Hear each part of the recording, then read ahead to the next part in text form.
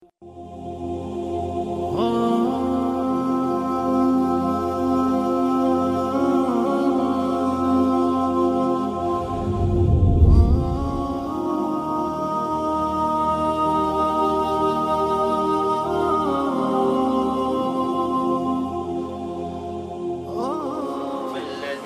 آمنوا وعملوا الصالحات لنبوأنهم من الجنة غرفا تجري من تحتها الأنهار خالدين فيها نعم أجر العاملين الذين صبروا وعلى ربهم يتوكلون وكأي من دابة لا تحمل رزقها الله يرزقها وإياكم وهو السميع العليم. ومن ابتغيت ممن عزلت فلا جناح عليك ذلك أدنى أن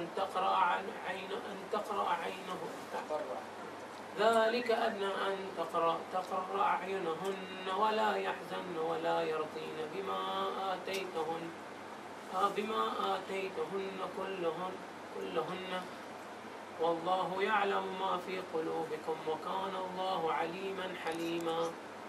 لا يحل لك النساء من بعد ولا أن تبدل بهن من أزواج ولو أعجبك حسنهن إلا ما ملكت يمينك وكان الله على كل شيء رقيبا. يعلم ما يلج في الأرض وما يخرج منها وما ينزل من السماء وما يعرج فيها وهو الرحيم الغفور.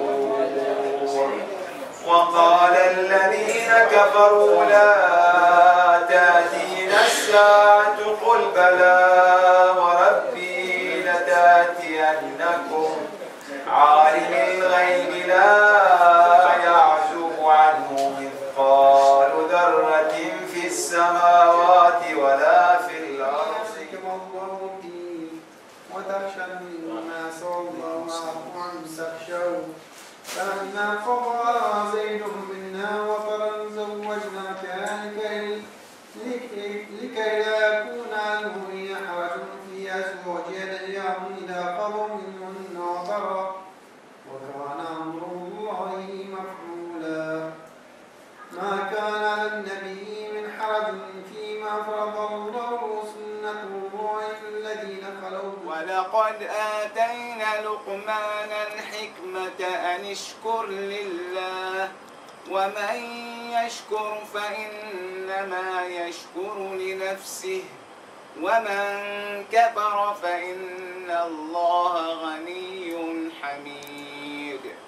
وإذ قال لقمان لابنه وهو يعظه يا بني لا تشرك بالله إن الشرك لظلم